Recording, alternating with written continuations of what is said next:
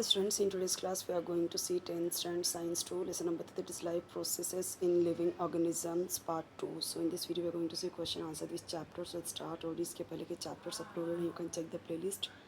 Okay तो यहाँ पे देखिए इंपॉर्टेंट पॉइंट्स गिवन है. इंपॉर्टेंट पॉइंट्स में भी कई सारे क्वेश्चंस आपको मिल जाएंगे और इंपॉर्टेंट पॉइंट्स और ऑल्सो इम्पॉर्टेंट. ओके वहाँ से भी कई सारे क्वेश्चंस आ जाते हैं आपको एग्ज़ाम में, तो आप पूरा यहाँ पे देख लीजिए. और इसके पहले के चैप्टर्स आपको मिल जाएगा और आपके हर एक सब्जेक्ट के अलग अलग प्लेलिस्ट हैं, वहाँ पे आपको सारे मिल जाएंगे. Which are the important life processes in living organisms. तो यहाँ पे देखिए क्या क्या ज़रूरी है. Respiration, circulation, nutrition, excretion, sensation and response through nervous system. Picture है जो पेज नंबर 22 में, उसको देख के आपको बताना है. तो वो देखो यहाँ पे आंसर ऑलरेडी गिवन है. Okay then second question is which life processes are essential for production of energy required by body. Oxidation of nutrients that are absorbed in body, जो body में absorb होता है, is done because of oxygen supplied in cells by respiratory and circulatory system. ये help करता है liberation of energy में.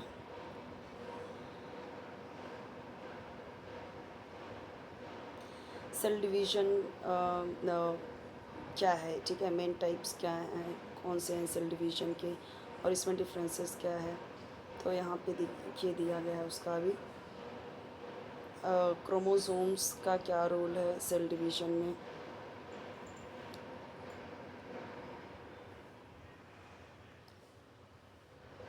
Species के maintenance के बारे में आप क्या समझते हैं. तो देखो जो स्पीसीज़ है, undertaking successful reproduction and reproducing individuals of its own kind or is called maintenance of species.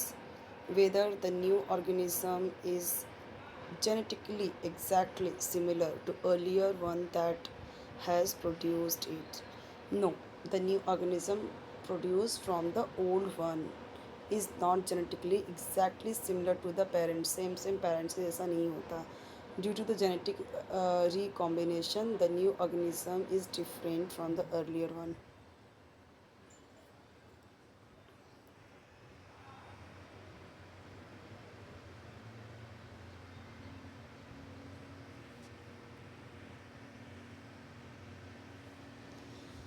यहाँ पे देखिए there occurs same evolution, last में एन है, ओ एन.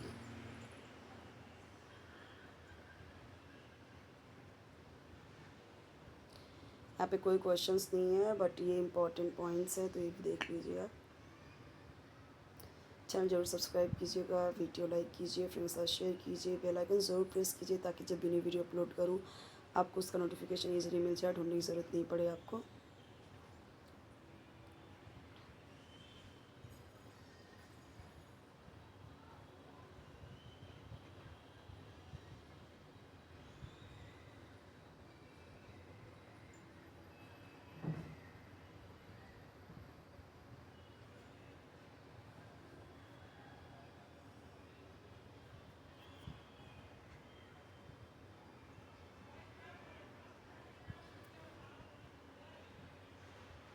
वीडियो आपको 360, 480, 720 रेजोल्यूशन पे देखना है ताकि क्लियर दिखे.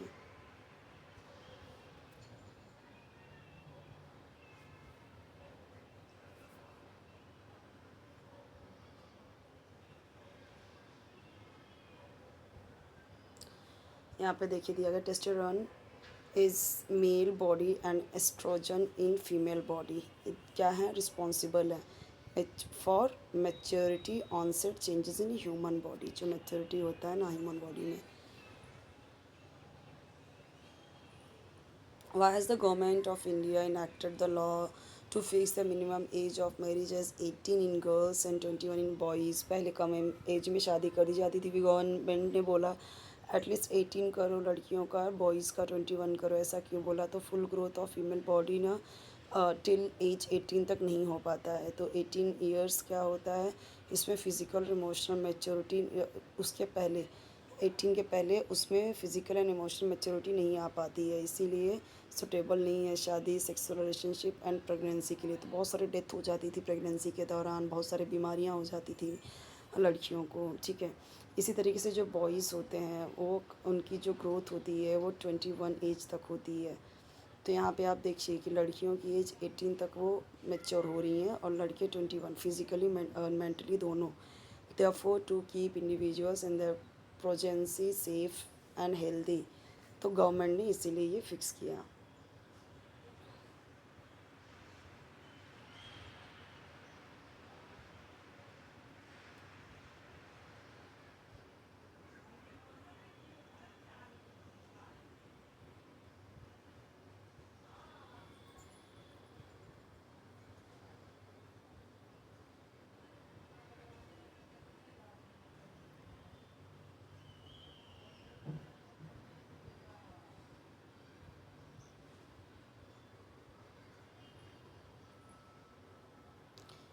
ये इंपॉर्टेंट पॉइंट्स हैं, क्वेश्चंस नहीं है।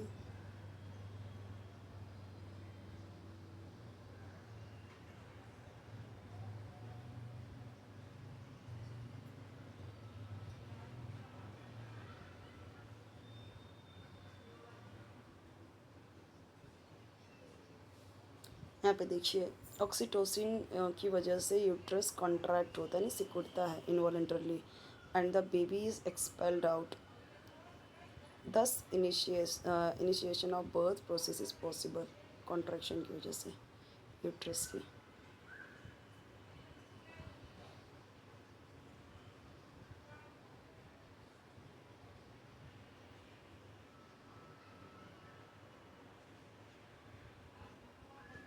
यहाँ से मेन क्वेश्चन आंसर स्टार्ट हो रहा है आपका। मैं यहाँ पे थोड़ा बहुत एक्सप्लेन करते जा रही हूँ ताकि आपको लर्न करने में इजी हो, और आपका वर्कबुक कंप्लीट करने के लिए बहुत हेल्पफुल है और आपको समझने के लिए हेल्पफुल है। जब आप सुन लो लेते हो, एक बार क्वेश्चन आंसर समझ लेते हो तो वो इजी टू लर्न हो जाता है। ठीक है,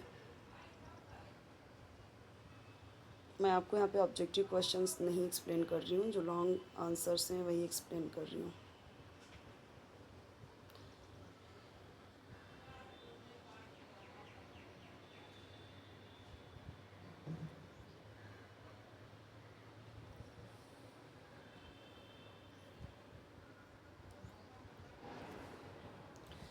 ये जो वर्ड है ये यहाँ पे है असेक्सुअल, ठीक है, और बाकी तो यही है जो ऐसा कटा हुआ, ये यूनिसेलुलर है।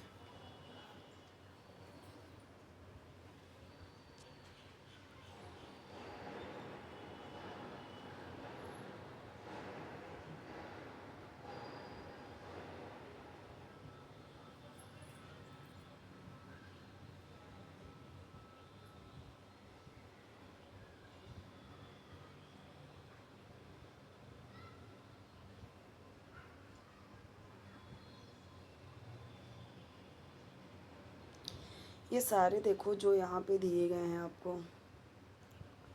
यहाँ से स्टार्ट है जो budding in yeast, budding in hydra, regeneration, ये सब बहुत ही इंपॉर्टेंट पॉइंट्स है।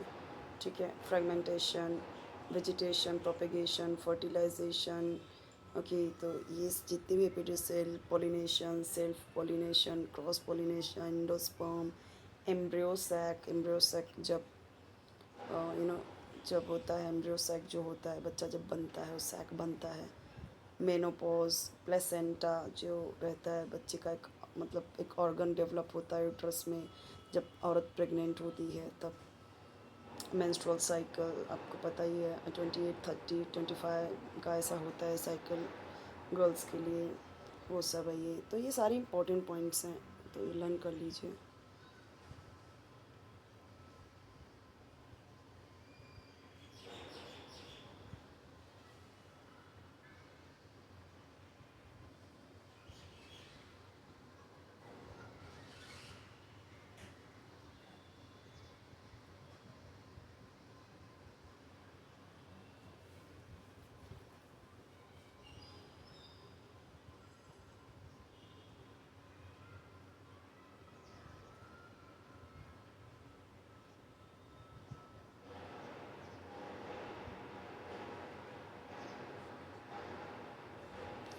यहाँ पे एक चीज़ ध्यान दीजिए, इसका आंसर पाने के लिए, और देखो ये 22 24 दोनों में ये क्वेश्चन आया, that means it's very important, तो ये कर लीजिए। इन्हीं 2 पॉइंट्स ऑफ लिख सकते हो डिस्ट्रिक्शन में। तो क्वेश्चन नंबर 10 का आपको इसका आंसर लिखना है, ठीक है। क्वेश्चन नंबर 10 का ये आंसर आपको लिखना है। ऐसे ही जो लिखा हुआ है यही आंसर में नहीं लिख देना है। बच्चे बहुत सारे क्या करते हैं, वर्कबुक में ऐसे ही एज इट इज़ कॉपी कर लेते हैं। नहीं, उसने बोला है कि आपको क्वेश्चन नंबर 10 देखना है इसका। क्वेश्चन नंबर 10 का कोई भी 2 पॉइंट लिख लो। जैसे कि क्वेश्चन नंबर 10 देख लेते हैं। ये रहा। तो ये लिख लो, 1 2, चाहे 1 2 ये लिख लो, कोई भी 2 पॉइंट लिख लो। यही है ना क्वेश्चन नंबर 10। तो वही आंसर यहाँ पे भी आएगा, ऊपर का भी जो दिखाया मैंने।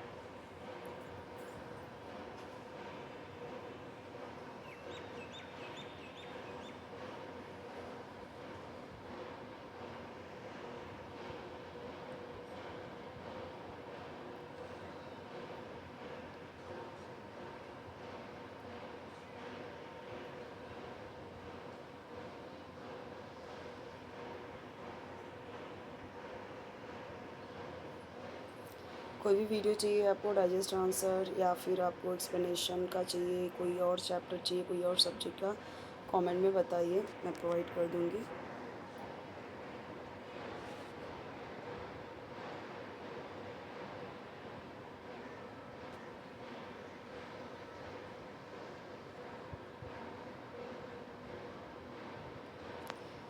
ये जहाँ जहाँ पे बोला है आपको ना रेफ़र करने के लिए, वो आपको रेफ़र करना है। अभी देखो इसके आंसर के लिए डायग्राम ऑफ फ्लावर, तो फ्लावर का क्वेश्चन नंबर 13 का 5 वाला आंसर देखना है आपको। अभी एक पॉलिनेशन के लिए क्वेश्चन नंबर 6 का 8 वाला देखना है, ठीक है। इस तरीके से आपको ये देखना है।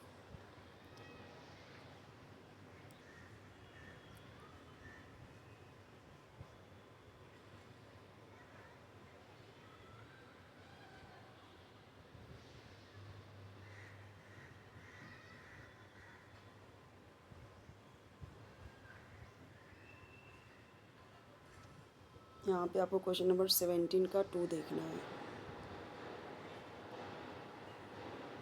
यहाँ पे क्वेश्चन नंबर 17 का 1 देखना है।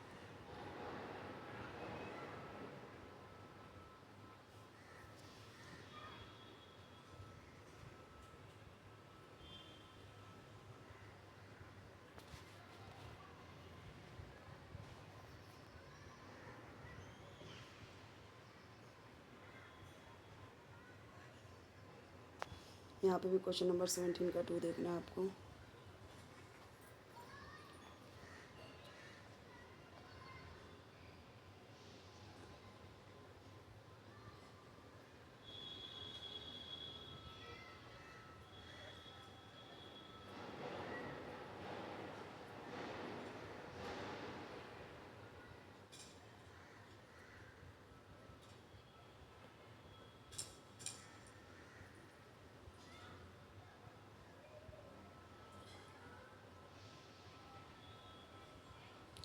यहाँ पे देखिए दिया गया IVF mean in vitro fertilisation. ये क्या है, टेक्निक है, ये सब आपको पता ही है। अभी सरोगेसी ये भी आपको पता है।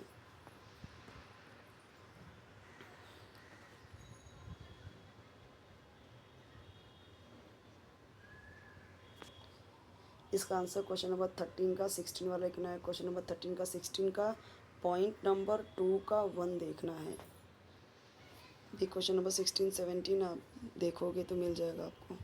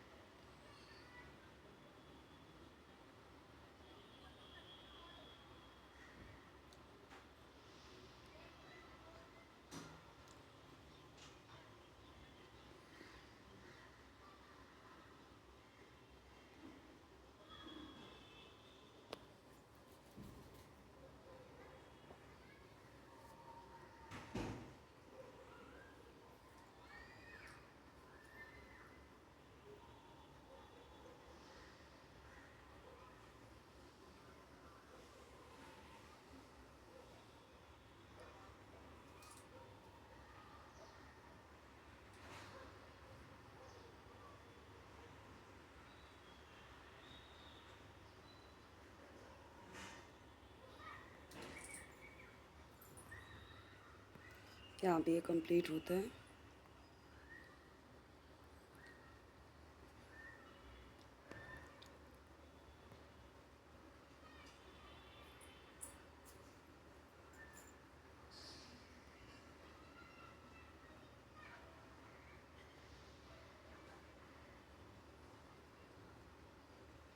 आई होप कि सारे आपको क्लियर होंगे।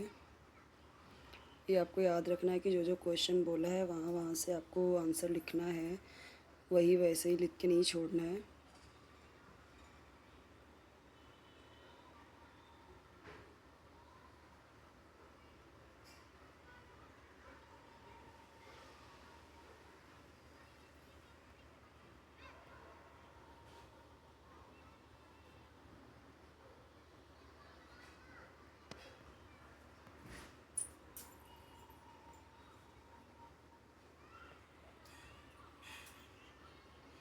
तो हमारे यहाँ पे ये चैप्टर कंप्लीट होता है। Next chapter, chapter number 4, we will see in the next video.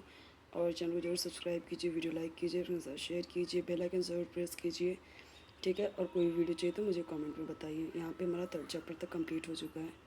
Okay.